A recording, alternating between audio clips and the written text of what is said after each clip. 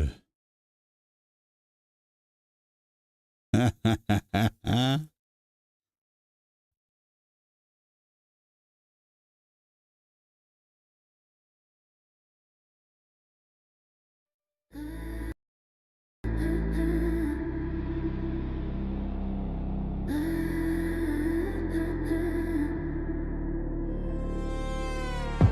Greetings, truth seekers and justice warriors.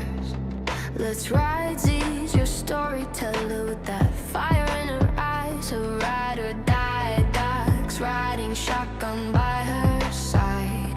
Moon rose with us through the dark of night, and we're ready for the fight in the wilderness where predators hunt, where the system fails and cases grow cold. We're shining our light on the other side, on the stories that need to be told. Welcome to Justice After Dark, where cold cases never rest. Every name deserves to be heard, from the missing to the murdered, because even in darkness, justice needs a voice. Join the story, make some noise. Justice belongs to everyone. We bring it to light. Through cold case files where time stands still, indigenous voices echo from the void. The forgotten names, we still remember them. We won't ignore any missing souls. Building bridges, breaking walls, answering justice's call. One community, one voice. In the darkness we rejoice, sharing stories left behind, every truth we can find.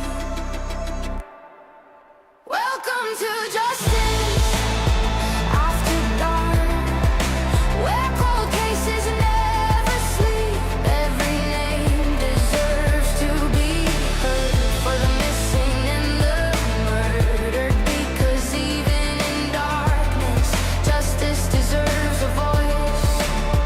Join the story, make some noise. Justice belongs to everyone. We bring it to light. So buckle up, trial junkies, truth seekers and justice warriors. The road ahead gets bumpy as we guide you through another set of stories that need justice. Welcome to Justice After Dark. The adventure starts now. One community, one voice.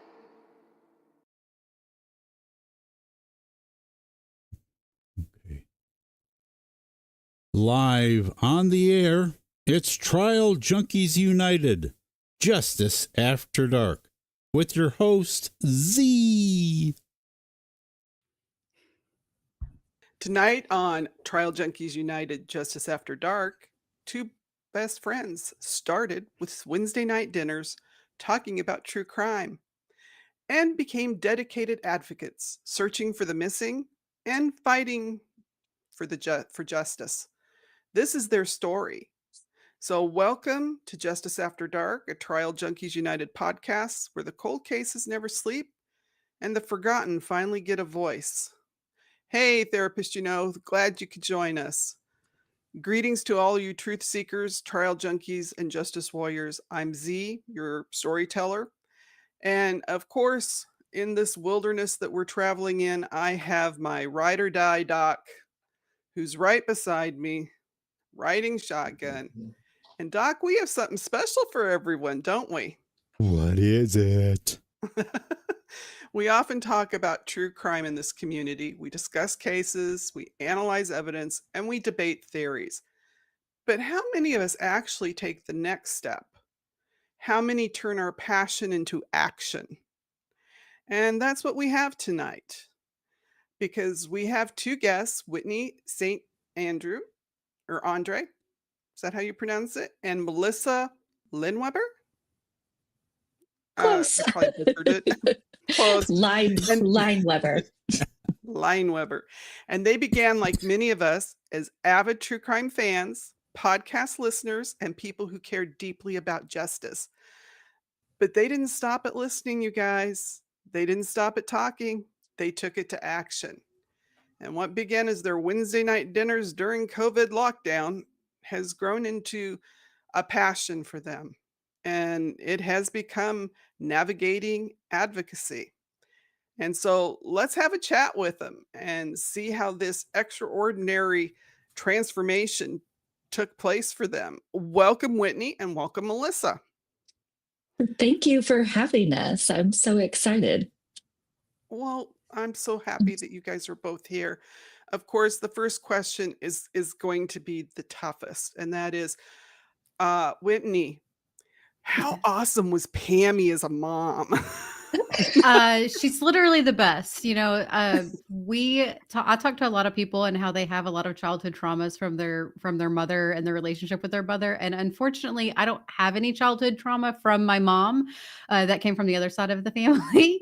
But she's literally the best. Every person that has ever met her talks about how amazing of a mom she is. There aren't words for how great of a mom she was and how supportive she is in literally everything I do. Down to like how I sweep my floors. She's super supportive on all of it. So there's just no better person than Pammy in the whole world. Well, we love Pammy here. Everybody does. In fact, I can remember, like I was telling you, the first time I put it together, because a while back, it's been a while, you guys used to do a Thursday Night Live. And I was watching, and I remember your mom being on there, and her name was Pammy. And then one day while I was watching a trial, a few years later, Pammy was there, and she mentioned a Whitney, and it just all went into line of who it was. It was that aha moment. It definitely was, Doc. But let's start with, how did you guys really get started? Even getting into the true crime? I'll start with this. So Whitney's husband and my husband grew up together. They lived a few houses down, went to high school together, but my husband went off to the military, and that's kind of, we met in between that time. It wasn't until he retired and we moved back to Wichita Falls, Texas, that I actually met Whitney. And I didn't know anyone there, so we kind of had dinner one night. I saw she had this true crime book. I was obsessed with true crime and podcasts and everything under the sun. And so from that moment, we have been inseparable. It's wild when you find your soulmate. So that was that was 2019. Mm-hmm. Yeah, okay, 2019. Yes. It was really funny how it all happened, though, because they came over for dinner, and literally I have a book on the counter, and she said, "Do you like true crime?" And our husbands literally looked at each other and said, "Crap. Like, now we're never going to get them apart. This is like, we might as well not even be friends because they're going to be inseparable." And that's really how it was. From then on, it was every week we were doing something together. Our kids were always together. Melissa's kids are older than mine. We have 4 boys between the two of us, and my kids idolize her children. They want to be just like her kids when they grow up. So it's crazy how true crime brought us together over one book and what we have done in the 6 years we've known each other. Mm-hmm. So during COVID, this is kind of when the true crime podcast started. I am very much an introvert and never ever thought that we would really put anything we chatted about out there for the world to hear. But Whitney, we were day drinking. I want to say on this first time, we were day drinking during COVID. Yeah. And Whitney's like, "Let's record this." And I'm like, "Sure." And yeah, those first ones were rough. That's all I have to say. It was rough. And then it kind of spiraled. And I don't know how we're here, honestly. Yeah. I mean, it was bad, Doc. It was bad. If you think, like, you talked about audio quality before we went live, we literally recorded in Melissa's kitchen with 4 screaming boys in the background and dogs running through the house with their little tinkle toes tinkly toes and bells jingling, and that was it. And like, it was fine. We put it out there in the world, and now we go back and we cringe so hard at the sound and what we were doing, but we did it. But you Well, both we've had our trauma time too. Yes. In our first probably what, about at least the first 10 episodes or so, or maybe even 15. Maybe even 15. It was really bad. I mean, it got to the point where people realized that if we didn't have some kind of audio problem or technical difficulties, it wasn't us. Yes, that's how we were. That was kind of our signature. Yeah. That's how they knew you were real. Exactly. But now both of you, let's see, Whitney, your husband's Jeff, and Melissa's husband's Chris. They've been a huge support, haven't they?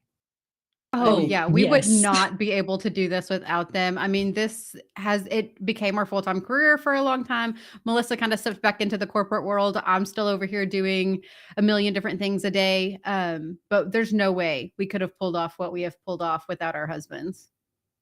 First of all, we travel a lot together, at least once every 3 months, because now I live back in Florida. I left Texas. And so we do not go more than a couple of months without seeing each other. We're always going to a new area, doing either searches or something for families. So that alone, having kids at home and just being like, hey, I got to go away for a couple of days. They're an amazing support system, both of them. Now, how do you guys choose what case you're going to delve into, like to go on a search? Oh, that's the hardest part. When it comes to searching specifically, we go based on what the family needs. So how we got involved in searches, we didn't really kind of talk into how we got into the action-oriented side of things. We started with the podcast where we were just putting stories and just putting content out. But Melissa and I are both volunteer-based people at heart. When COVID locked everything down and our kids weren't in school, we didn't have PTA, we didn't have any of the community organizations we were involved in. So our volunteer roles were taken away from us, and we didn't have the ability to fulfill that in ourselves. So that's when we started reaching out to families. The very first family we reached out to was the family of Brandon Lawson, who actually would then become the first search that we did a year after we met the family the first time. We did a volunteer search with me, Melissa, her husband, Chris, and 6 other individuals, went out on some land that had not been searched before. And we found evidence. We found the clothing he was last known to be wearing, called in law enforcement. They later found human remains, and it took 3.5 years for them to identify those remains positively as Brandon Lawson. So that was our first real step into any sort of action-oriented advocacy. Was we did that search, we did a honk and wave. Other than that, we just were trying to help out however families needed. So if the family is wanting to do a search, Melissa and I are there. We help make sure that things are done in sanctioned ways. We make sure that people have permission from landowners before we just trespass. We're not going to break any rules, because we definitely don't want to affect any sort of trial or anything that could happen later in the process. But when it comes to missing people, if families need warm bodies to walk and look, that's what we do. And it's hard to pick because there's so many. It's just the families that we do make contact with. If they're ready for that, then we pick a date and we're there. It does help that we go state by state. And we did do like alphabetical order when we first started, because COVID once again took away our ability to travel or go anywhere. So we're like, hey, we want to travel on our computers. We're very good at Google Maps and Google walking down these streets that these people went missing from, just trying to get a lay of the land. So that kind of helped, because it'd be like, okay, hey, this week we have to pick someone in Alabama. We very much like to do the content for cases that are lesser known. If there's a ton out there, there's no need to just keep regurgitating the same information. And Right. now, the last 2 seasons, it's completely unsolved cases. So that definitely helps us narrow down who we're going to pick. You just got to have enough information to make an episode. And now, technically, we work with families on every single episode we put out. So not all, we don't travel to every single one of them, but if there's something going on, a vigil, or they're needing us to stand on a corner with some signs, we will definitely go. It kind of just, we take our next step based on what the family needs at that time. And that's what you call the honk and wave? Yes. Okay. It's literally you stand on a street corner with a sign or a flyer, and you literally just ask people to honk their horns and make noise. It's just to bring attention to cases that a lot of people think are solved or didn't know anything about. It's just being loud however you can. A lot of times it happens in front of police stations. That's generally the idea. The ideal location is to do that where we can get law enforcement to realize, hey, these families aren't going away, because it's one of those, the squeaky wheel gets the grease situation. So the louder you can be, the more likely someone is to take action. So that's what we encourage people to do it correctly, get the permits that you need, do it legally, peacefully, Right. but make some noise. Yeah. Because sometimes it's hard to get law enforcement to get involved in cases. They just don't see the need, especially where we deal with a lot of the MMIP cases. The cops don't even have an interest. It's just not even, on their radar. Some of it's due to multiple jurisdictional, do the tribal police have the jurisdiction? Do the sheriff or the city, or, who has the jurisdiction? And then you play jurisdiction roulette, while nobody's doing anything, Mhm. know. And you And I'm have to sure be you've run careful into that. you have to be careful that you keep a good rapport with the law enforcement as well. Because if that goes south, I remember one case. Well, we'll call them out. I don't have any problem with the Dallas Yep. police department, and it was a situation where they didn't even give this case the time of day, and Z got on, and a few of us made sent emails, and lo and behold, guess who got a call from the Dallas Yeah. Police Department? Oh no, it was Fort Worth. It was Fort Worth. Was it Fort Worth? Yeah. Okay. Yeah, you were thinking of Katrina's case. That was Yes. Dallas. But Okay. Fort Worth, Katrina, her aunt, who was murdered back in the 1980s. That was the Dallas police who did wow. nothing. It's Um, Kaya's sister, cousin. Kaya, the Katrina that we know. Oh, okay. Yeah. Oh, gotcha. Okay. Yep. She's one of my mods. She's in the chat. Hey, Katrina. Hi. Hello. She came to our conference. And Kaya disappeared not far from where Melissa currently lives. Oh, yes. Mm. Yeah. Really, a couple of miles, if I'm being honest, a couple of miles up the Oh, road. wow. Yes. Yeah. But the Fort Worth, that was a missing Native girl that Okay. she disappeared in December of 2024. And until recently, the detective that they put on the case never even met her mother in person, never went to the woman's door. The last time she had spoken to him, he pretty much yelled at her. And it was just like, excuse me, that's not good. And I actually just talked to Samantha and found out she does have a new detective on the case. So let's hope that Samantha gets, or that Sarah gets found, because she's a 17-year-old child that needs to be found, Mhm. And we have too many of these young girls that go missing, and they get into situations, whether they leave voluntarily and then the danger happens, or they get taken. You know, it's too dangerous out there. And for the police just to decide we're not going to do anything is just, I can't comprehend that. It just it doesn't mesh in my brain. It's like Agreed. on the side of you, on the side of your car, it says to serve and protect. What? You know? Agreed. We've run into that so many times before as well. It's truly astounding that it still happens with all the technology and how things are now. It should not happen. Yeah.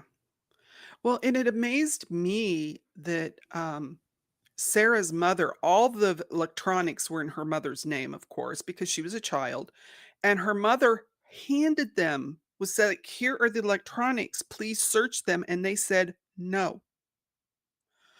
Um, we talked with another advocate out of Washington, and Cola Shippentower. She has started a program where she has a worksheet that families can make up before the disappearance.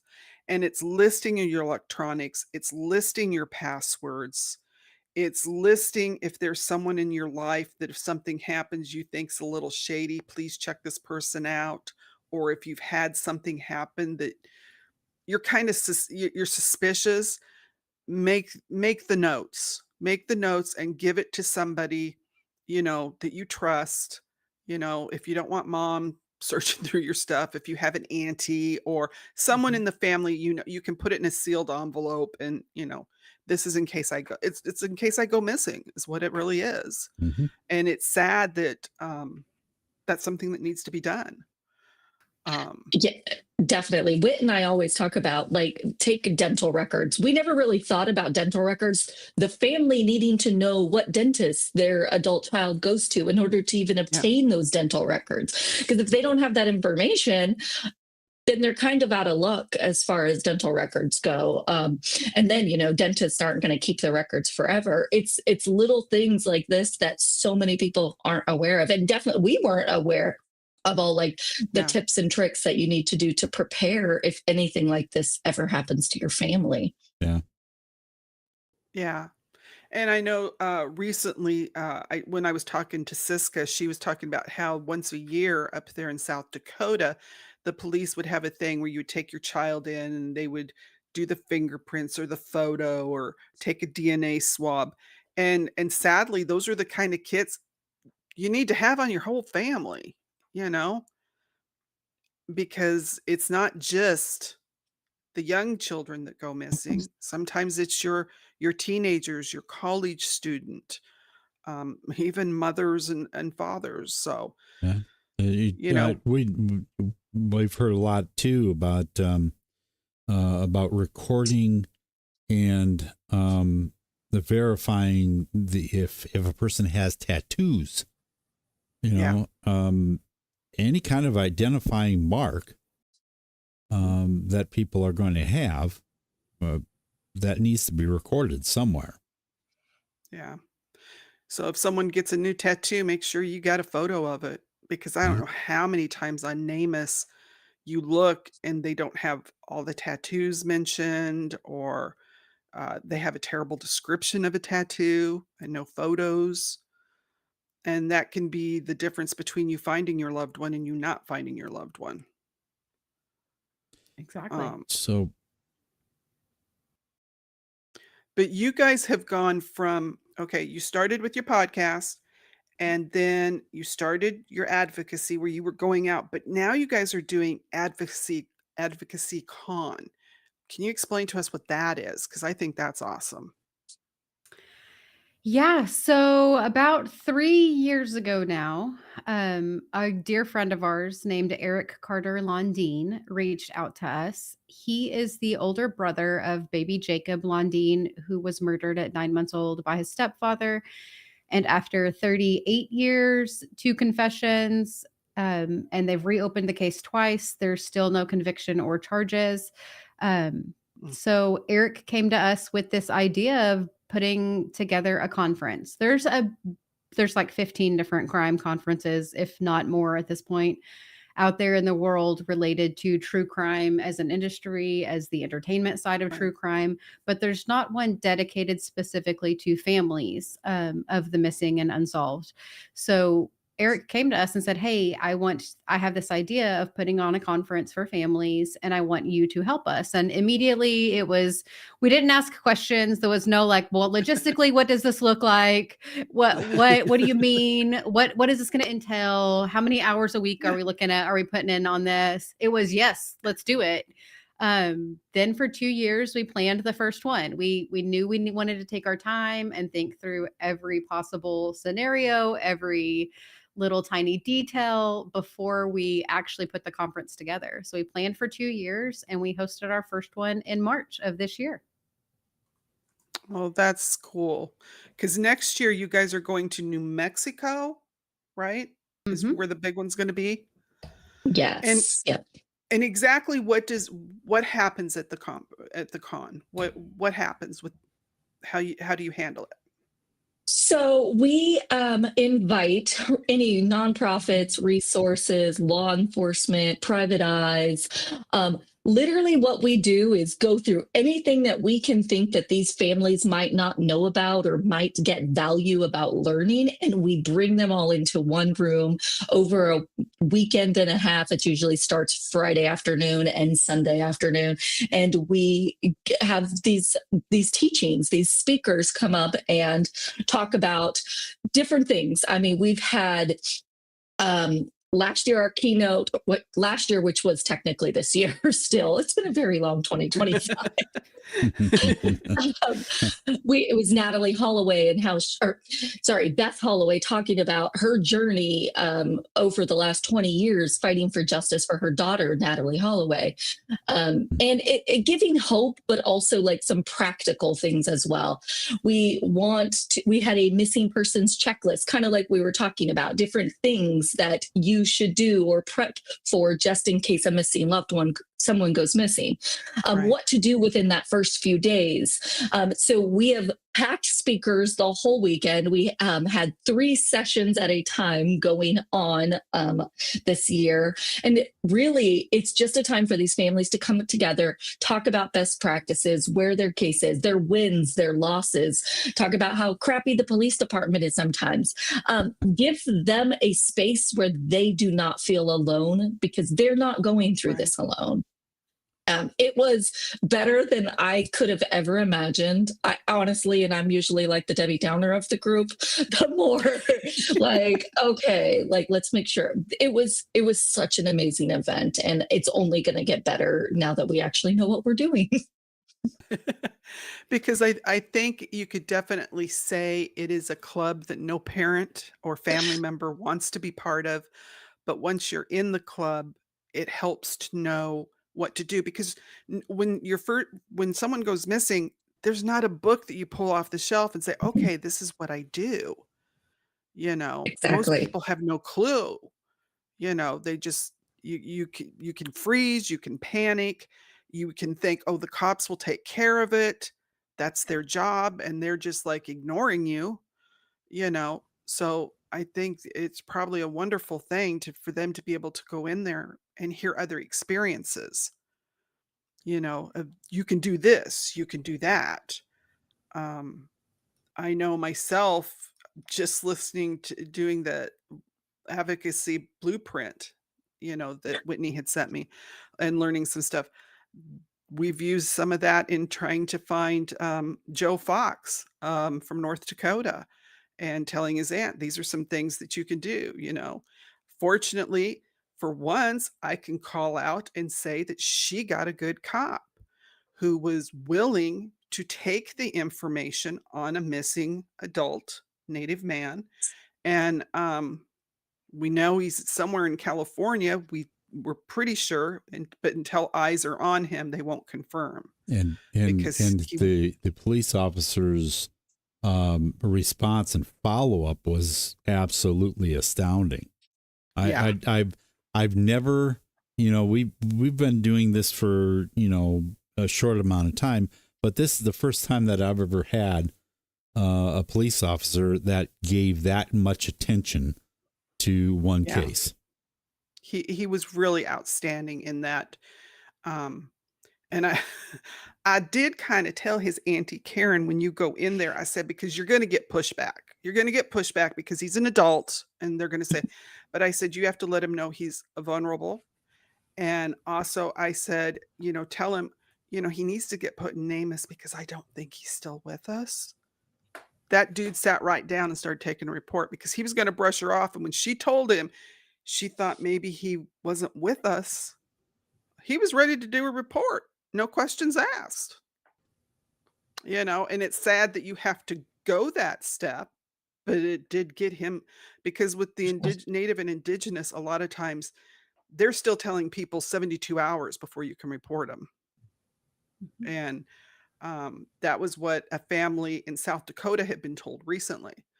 So I sent emails to the police chief, and his assistant police chief actually sent me all of the rules and regulations of Rapid City, South Dakota. I have 969 rules and regulations, and in there on page 600 or 700, it says you do not have to wait 72 hours. So, it's like I always tell everybody, if you write an email, you be professional, you be courteous, you tell them you're a Mhm. concerned citizen, you tell them what the problem is, what we need for a solution. Never get ugly because advocates have to continue to have a relationship. And it was funny because when the assistant chief emailed me, he was like, "Well, what's the name of the family?" And I told him I didn't feel comfortable giving that because I hadn't talked to them. Siska had. And I said, "I'm working with an advocate in the area." Okay. And next thing I know, she's calling me going, "The assistant police chief."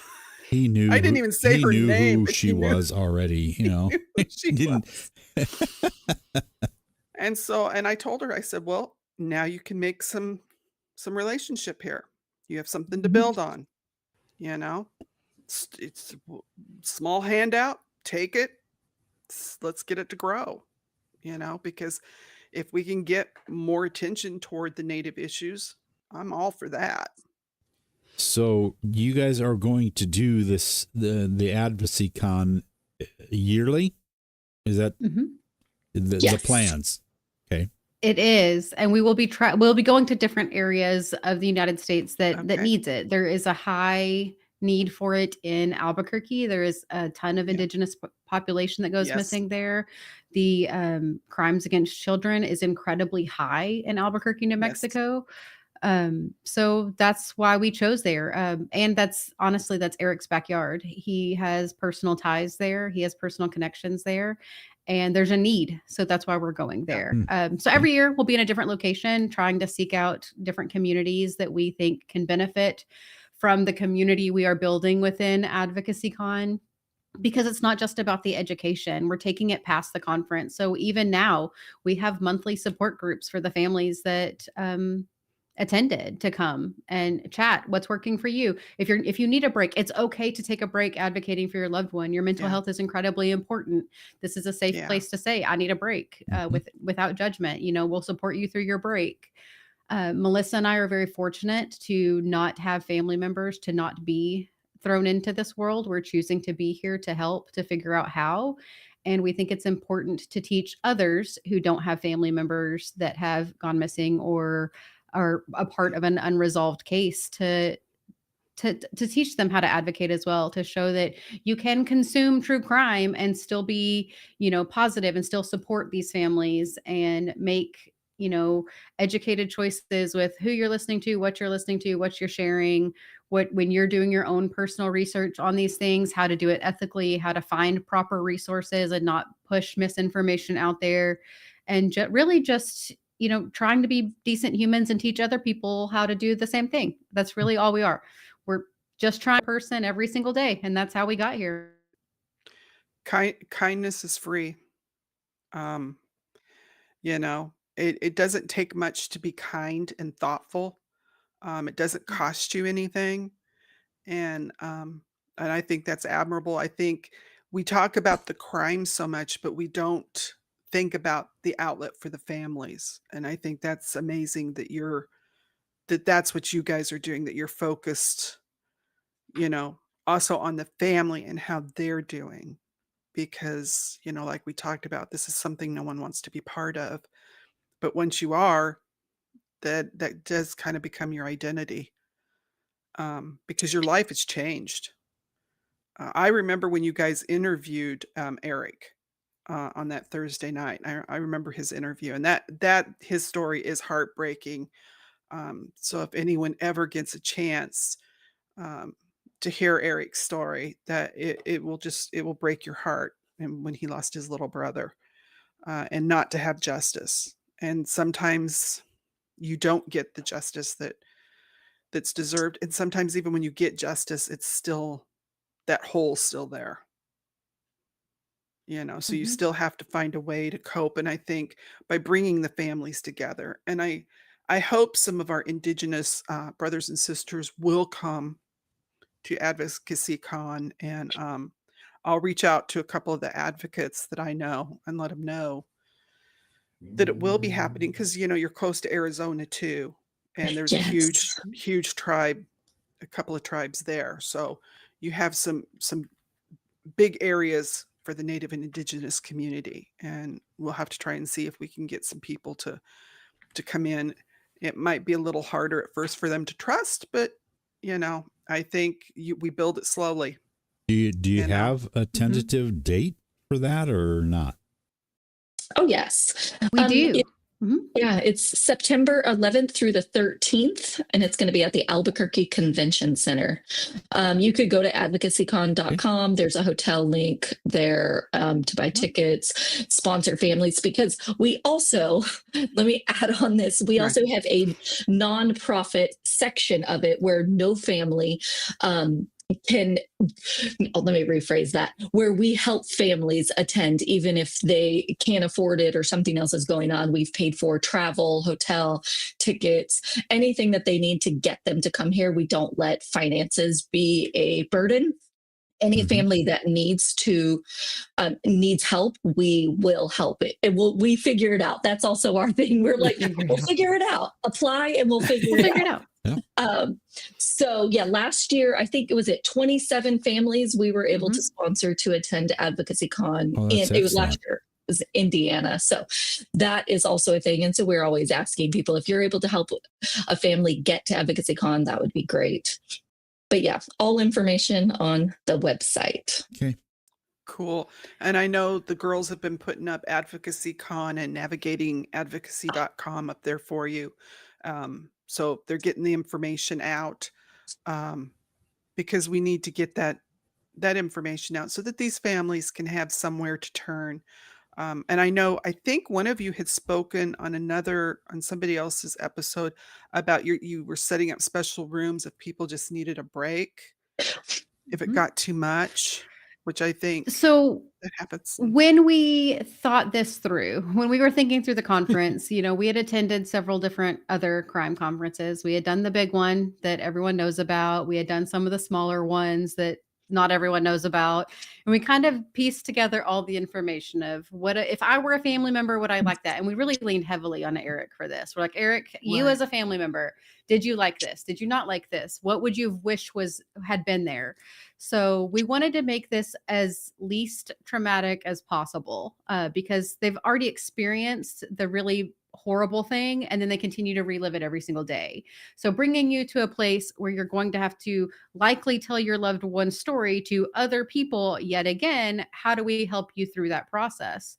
So we had our number one thing, which was the thing we got the most feedback for, honestly, is we made sure we had comfort animals at the conference. We had 4 comfort dogs through Hope AACR, which is Hope Animal Aw. Assisted Crisis Response. They're an amazing nationwide organization. If you can support any organization financially, please send them some funds because they do some crazy, amazing things. We were supposed to have 7 dog teams at AdvocacyCon in Indiana. And on the way, they had to split up the dog teams, and 3 of them had to go to a officer involved shooting. So they go to literally Okay. any event where someone needs comfort. They had 4 dog teams on site for us that were working the entire conference. They were in the rooms with the families listening to people talk. And even the handlers came up to us and said, we've never seen our dogs respond this way. They were actively seeking out the people that needed the comfort, like crawling through the crowd, laying heads in laps. One family member asked to have a dog on stage with her when she spoke about her loved one. One asked, we had a recording room to the side where if they wanted to record their loved one's story in their own words, we had the equipment there ready for you.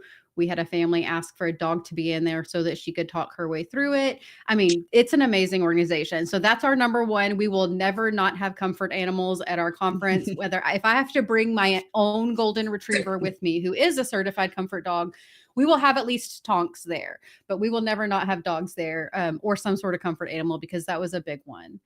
We also thought through we also thought through the meditation room. We had meditation one morning. We had trauma-informed yoga. We also made sure that we were able to advocate for every family that came. So not only did we have flyers up for every family that was there, we created coffee sleeves for every family member. And we created 100 coffee sleeves for every family member. We took 25 out to use at the conference to show the amount of awareness you can get out of a coffee sleeve, which I never thought of this, but someone brought it up to me that the coffee sleeve is this generation's milk carton. Okay. And so it's just the coffee sleeve like at Starbucks, but you put a label on it with information about your loved one's case and a QR code and a picture. And that's spread out throughout the world. Most mom and pop coffee shops will gladly take those from you if you want to create them and put them out in the world for you. So that's an easy and fairly inexpensive awareness idea that we have given families in the past. We did that, but then we sent we sent the other 75 home with the family so that they could put them out in the community when they got home. So they had awareness items to take home and use. And that is something that we will continue to do, is provide those things to families that can make it to Advocacycon. So not just support, tangible items. Honestly, a village. We're giving people a village because we don't really go away. Yeah. We're pretty clingy once you get a hold of us. We don't really go anywhere. You get us forever. So that's just what we do. Yeah. You know, I was thinking of your coffee sleeves. A great idea. I was wondering, because we have young people that have disappeared, from bars, young women, Mm-hmm. and they have those covers now that they print up that you can put over drinks that bartenders can use. I wonder if that's something that you could even put someone's information on.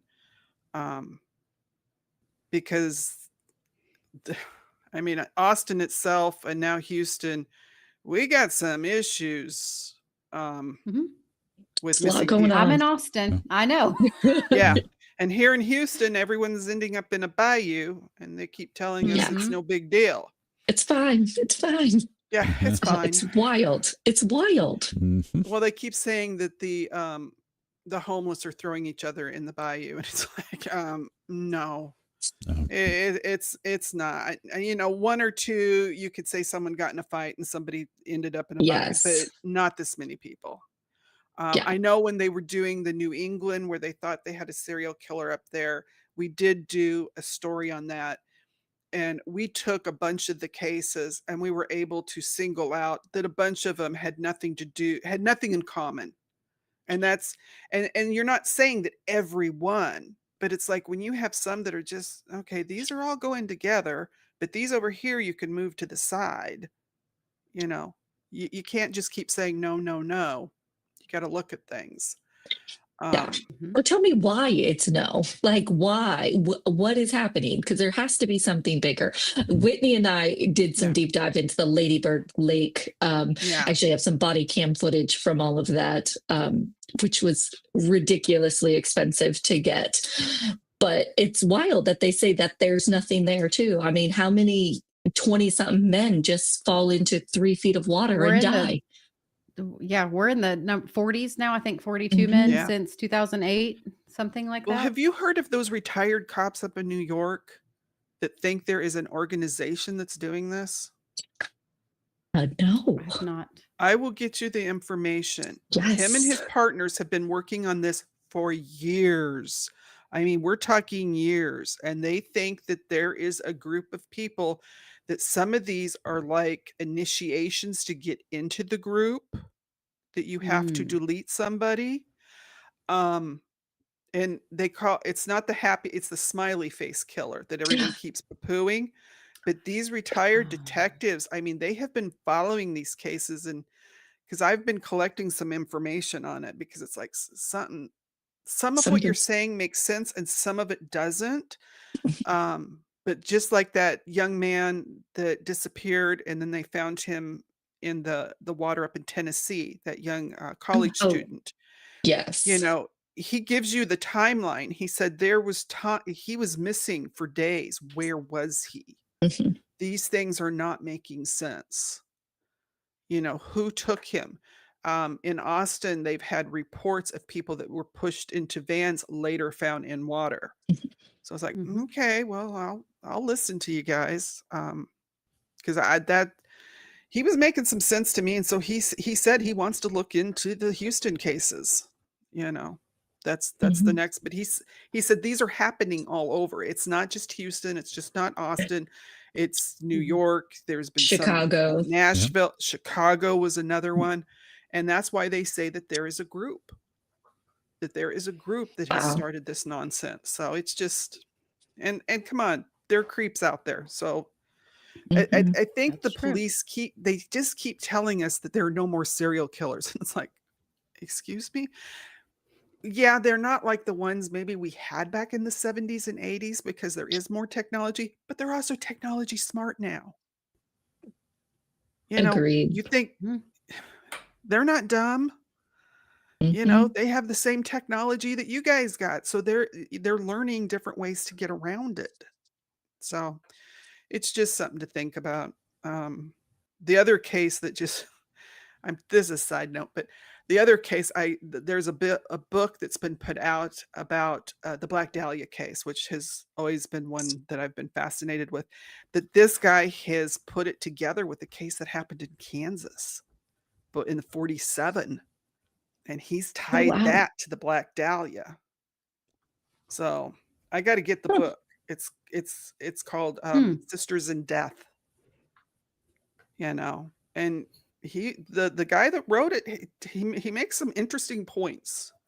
But for a cold case that's been there for a long time, it's like, because you know everybody else has other theories that are kind of wild, and this one makes a little more sense. But you'll have to look into that one because it is an interesting case. Oh, yeah. But I know being moms and having children, this has to be difficult. Doing this on the side. So how do you guys combine your families and being able to do what you need to do for others? Especially now, since Melissa, you've gone back to the corporate world just a little bit, and how Yeah. do you juggle all that? Well, my kids are older now. I have one that just left for college, which is terrifying because I swear teenage boys Mm, in college, you're always hearing about them going missing and yeah. never finding anything. So, Life 360, I'm going to say it's like my best friend to just handle that. But I do a lot less than I did when they were little, I guess. And so that's now I'm like, okay, I have a full-time job, but I work from home. So pretty flexible schedule. So if I have to do meetings or take something, then I'm able to. Um, just time management, I guess. That's fine. Now, Whitney, your boys are a little younger? My kids are a little younger. I've got one still in elementary school and one in middle school. So they're a little bit younger. They do know what we do for a living. I've never hidden anything. It's been very interesting trying to get them to explain it to their teachers in a way that doesn't sound like I'm creepy. Um, my youngest used to tell their teacher that my mom likes the M word that you can't say on YouTube. My mother likes that. And I'm like, that's not what we say. We say your mom is a victim advocate. Like, that's what we say. And so it took a little bit of understanding of like what exactly I do so that it's not because I get a lot of weird looks. So it's been interesting. I've never hidden anything from my kids. I think it has helped make them more aware of their surroundings. They understand why I'm always, watching on a swivel to my surroundings because it's what I do for a living. And they also know to knock on my bedroom door because, Mom, what are you watching? Is it something that we can come in and hear the words or see the things on the screen? Or do you need to pause the TV for a second because I'm watching a documentary for research?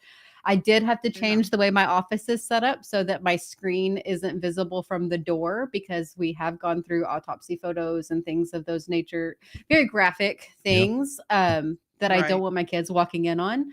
So I did have to change the layout of my office a little bit so I can see them coming so they don't sneak up behind me because they do get sneaky, especially when they turn into preteens and they like to sneak up on you and listen to what you're talking about, being Snoopy. But other than that, it's just I've been open and honest and, they need to know the realities of the world without the graphic detail. Yeah. What do you guys do to distress? What is your distress mechanism? Oh, well. So I had a meeting the other day with a therapist to come to Advocacycon. And so she asked me this question and I was a little bit terrified to tell her because I'm like, oh, she's going to judge. But no, I compartmentalize. It's probably not the healthiest thing, but if I'm like have one task, that's what I'm doing. I'm focusing on the podcast or I'm focusing on Advocacycon or I read a lot, TikTok doom scroll, the huge for millennials. Same. I read a lot. Nothing real. A lot of fiction. Read a lot of fiction. Smut, if you will. Like just anything to get something different. To kind of clear your mind. Family time's a big one for me. I like to spend time with the kids, of course, and my husband. But yeah, you have to take breaks. We work in very heavy stuff. Yeah. We had one of our close friends ask us when he found out what we were doing, for with in the true crime area. And he goes, how can you guys listen to that and not become jaded somehow about what's going on? And it's just like you said, you got to be able to compartmentalize, the information. It's difficult to do, but Well, and I think go ahead.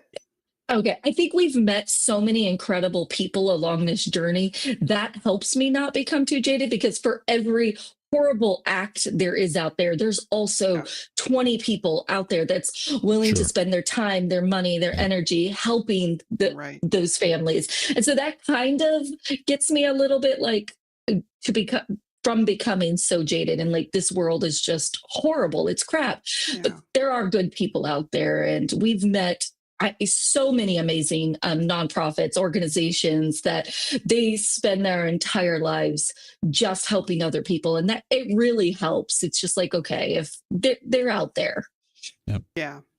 And I think when we hear about those, because I know I was talking with Lissa's auntie, Karen Sky, and her and some of her friends that ride motorcycles.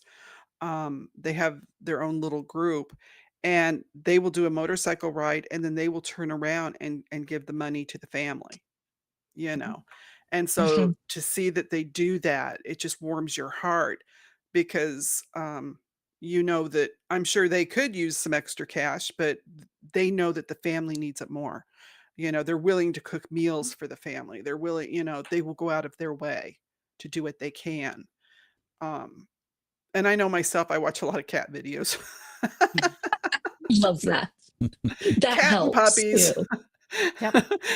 It gets you through. But I was also raised by a mother who was very realistic with me, like Whitney was saying.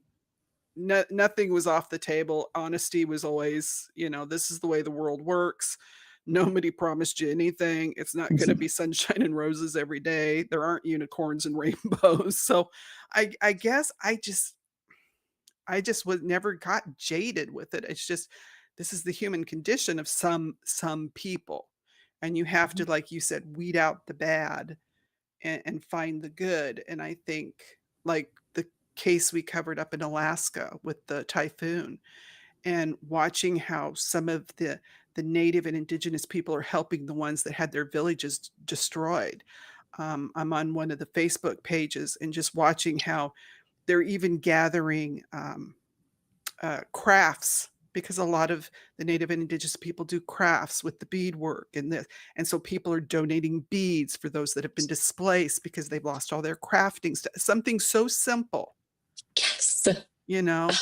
Mhm. Also, the one girl was teaching everybody because some of the dogs had to be put in foster because the people can't have their animals. So she was teaching the Yupik words for, sit, go lay down, because they've learned it in the native language. And so it was just amazing watching her Instagram as she goes, I will go over these words a couple of times. I'll put a list up for you about this is how you talk to the dogs. And it warmed my heart, that how kind and thoughtful she was. That's something that a lot of people wouldn't even think about if you weren't a pet owner. That wouldn't even be something. But she was like, I've heard some people are, having some issues. So here, let me help you. This is what you need to do. So that was heartwarming. And I think when we can share those stories, it helps when we have to dive into the tough ones. Agreed. How do your husbands handle all the bad and negative? Oh, I don't even know if I tell mine a lot.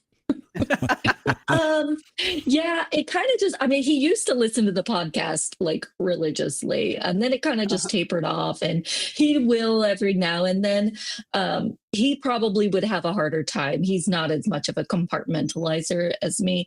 Okay. But he does attend Advocacycon and helps out. And so he knows, and he meets the families. Yeah. So I don't know, maybe I should ask him.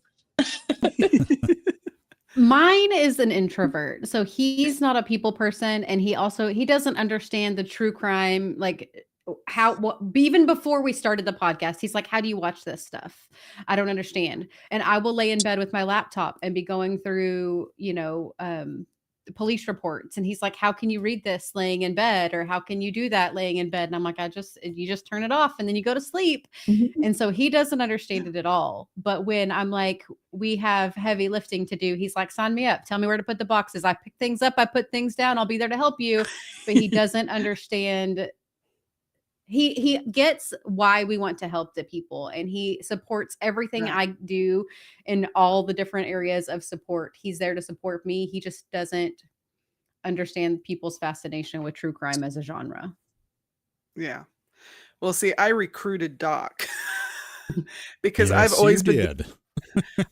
I've always been the idea person. I come up with the ideas, but it's like he has to figure out how to make them work for me, especially with the tech stuff. It's like not my game. So it's like I always bring him along for the ride. He's always riding shotgun, but most of the times with the stories, he hears them when everybody else hears them. I don't tell him beforehand. Yeah, So I, mean, sometimes, I don't listen to, I don't have my ears peeled, listening to what she's listening to on her PC. And even to the point where many times she'll go, Z will tell people in our on our streams that, well, I listened to this so you don't have to, so that because That's sweet. there are a lot of people that, if they had to listen to some of the stuff that she listens to, yeah. it probably wouldn't be so well for them, so Yeah, because sometimes I appreciate that so much. Yeah, especially when we deal with children's cases, Oh, because sometimes the details are just so horrendous. You don't want people to have to think about them. So it's like, I'll listen and then I'll decipher what, the important stuff mhm, that, because you don't need all the gory details. And that's, to me, that's not what it's about. It's getting the story out. It's trying to find a way to find justice for mhm, families, to find answers if there can be, just to bring some knowledge to the story, because some of the stories we cover, people don't know. We don't mhm. always cover the top ones. Yeah. Um, because of our name, Trial Junkies United, I did start. That's what I thought I was going to do, is mainly focus on trials. But I was so into true crime itself, and always have been with my mom, that we kind of rebranded because it's more of it's a big Brought in the Justice After Dark type yeah. thing, Hey, so You we've got been to, through a rebranding ourselves, so it's fine. We've been there, done that. yeah. got to evolve. I mean, you start Yeah. out one way, but then you kind of, as you're going through it, you've learned and you change. And so Mhm. totally understandable. But yeah, there are certain cases that have hit me very, very hard as well. Yeah. Yeah. Yeah, that they don't Usually quite kids' leave cases. you. Mhm, Yeah. Well, and like you said, with me, the few parents or sisters or people I've interviewed, I stay in contact with them. mhm, Every week or so, I try and text, or I'll try and send an email, like, has there been an update? Is there something I can do? Is there something, the channel or the community can do? If we can offer some help, let us know. Um, because I don't want to just interview people and then walk away. I don't, that just doesn't set right with me. You know, you want to be able to be there in case they just need to talk. Mhm. Um, I think that's important, to let them know that there is an outlet, because sometimes their own families can get tired of hearing the mhm. stories, but they have Mhm. to share them. You know, they You have that need. you wish there were more people that go through things like this, that would seek out a therapist of some type. And Z has become a therapist in her own right. When you listen, you listen to people, and listen to their stories. You can become that for them. Mhm. So that's Just, one of the things I admire about her too. So oh, you're just a sweetheart. But real quickly, we do have 3 missing people from our MMIP, if you guys don't mind. You No. guys stay alert. If you're out and about, remember these faces, because you might be able to help someone. Sometimes a person could leave voluntarily, then they get in a situation they can't, and there are those that never have the chance, that they didn't leave that way. If you see something, report it if it looks suspicious, because you cannot trust someone else calling. We also have an email, which is tips, the number 4, Trial Junkies United. If you're afraid to call the cops, there's nothing to be afraid of, guys. But send me an email. I'll call them. I've talked to many before, so it's no big deal. But this is Danica Tiny White. They actually issued a feather alert in North Dakota. She's 20. She went missing November 1st. She was last seen on the morning of Saturday, November 1st, near BIA 25, which is the refuse road, and Fort Taunton area. She's 5'6", 125 pounds. She has long brown hair, brown eyes. She wears glasses. She was last seen in jeans, a black hoodie, a gray baseball hat, gray low top Nikes with a white symbol. Um, she has a medical condition. She suffers from asthma that requires monitoring and access to medication. So they're very concerned. Call the Fort Totten Police at 701-766-4231, or call your local police department if you're in a different area. Remember, Doc will list this in the description. Next, We have Emily Adolph. She's 15. She went missing on October 28th. She was last seen in Saskatoon, Saskatchewan, Canada. She has brown eyes, dark brown shoulder-length hair with bangs, 5'4", 170 pounds, wearing a dark blue hoodie, red fleece pants, and black Skechers. Straight teeth, but she has a bruise on her upper right lip and a black eye on her right side. There are self-harm marks from her wrist to her shoulder and lower legs. She was last seen at 7:46 p.m. in the 600 block of Fisher Crescent. Saskatoon Police, you guys, contact them at 306-975-8300 or Crime Stoppers at 1-800-222-8477. The case number is 25-156-100. Our last missing is Yzabella Green, 16 years old, missing from since October 23rd from Lacey, Washington. Now she has brown eyes. Her hair is black. She's 5'3", 115 pounds. She was wearing a pink Aeropostale hoodie. I don't know how to pronounce that. They make up weird names anymore. Okay. She's wearing a pink hoodie, black leggings, and carrying a large purse. She was last seen near the Regional Athletic Center at 10 a.m. Contact the Thurston County Sheriff at 360-704-2740 or 1-800-845-5678, and the case number is 25-0449. So to wrap it up, what do you guys hope to see? What are your future plans? Is there anything that you see coming? Besides Advocacycon 2026? Yeah. Is there something that you would like to see happen? Oh, my mind is blank. I mean, obviously, we wish that our roles in this world didn't exist, because obviously we wish that we didn't have to exist. The conference is going to continue to grow, whether we like it or not. We're going to keep keep doing it. It's not stopping anytime soon, because there's a need for it, and we want to fulfill that need. Other than that, just continuing to advocate for anyone that needs it. And I think that's awesome, because like you said, we wouldn't be out here if families didn't need help. And everyone, please check out their websites that Irish Amy and Vala were listing for you tonight.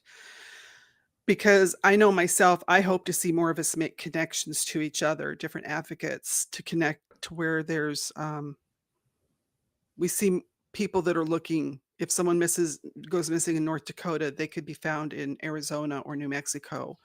By reaching out, I think we can see a lot more happening that way. Any closing thoughts? Thank you so much for having us on, for letting us come and chat and hang out. It's been fun. Oh, it's been our pleasure. We appreciate it. Well, thank you. We appreciate having you guys. Anytime, if you have something to announce or you want us to know something that's going on, please let us know. Because we wanted to be part. We want to help in any way that we can. And like I said, we go live every Thursday and every Sunday. That was the one thing I learned. They said to have a schedule. I'm very strict about my schedule. So we're live on Thursdays and Sundays at the same time. But I love that. And same, we're here for anyone that may need us. We're here for. Send them our way. Will do. So everybody, thank you guys for coming tonight. Remember, every killer depends on your silence. Don't give it to them.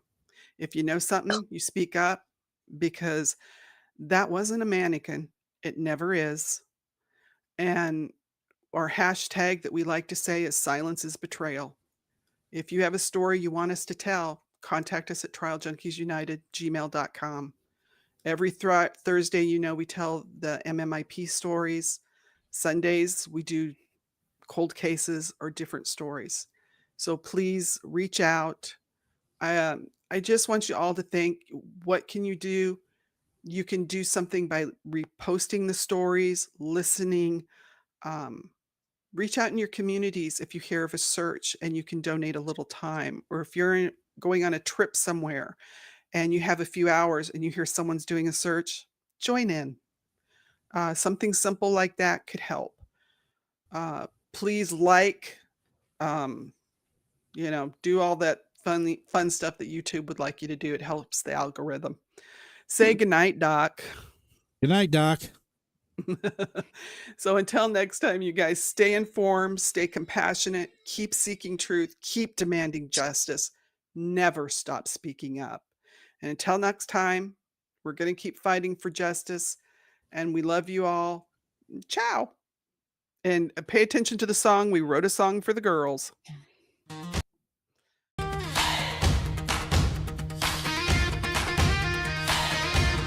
Wednesday nights around the table, crime and mystery.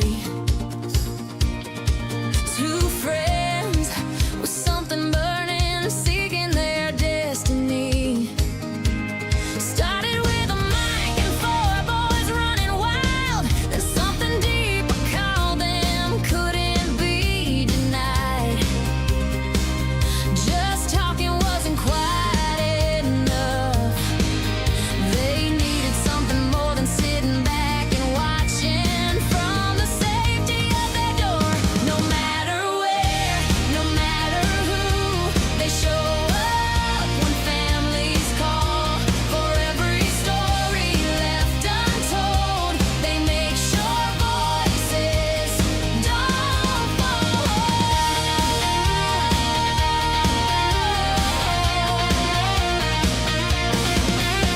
An extrovert and introvert, perfectly in sync. One's out front, one's buried in research. Both refuse to blink. Brandon Lawson's case became the moment they both knew. Finding evidence in 50-mile winds changed their view. No matter where, no matter who, they show up when families call. They search the fields, they spread the word. For every voice, they give their all. When families are hurting and don't know what to do, they show up with answers and follow through. No case too cold, no search too wide. Whitney and Melissa, who you want on your side. They organize searches, canvass the fields, boots on the ground for those who've gone, not just podcasters in the night.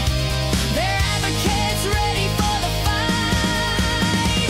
Advocacycon brings families together, equipping them with knowledge and teaching them how to turn their pain into organized power. No family faces this alone now. No matter where, no matter who, they answer when families call. Two best friends who show up right. Whitney and Melissa fight for them all. Cheers to showing up. No matter where, no matter who, navigating advocacy.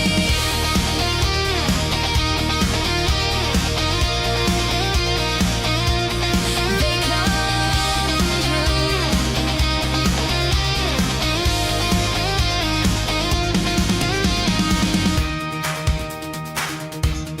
They come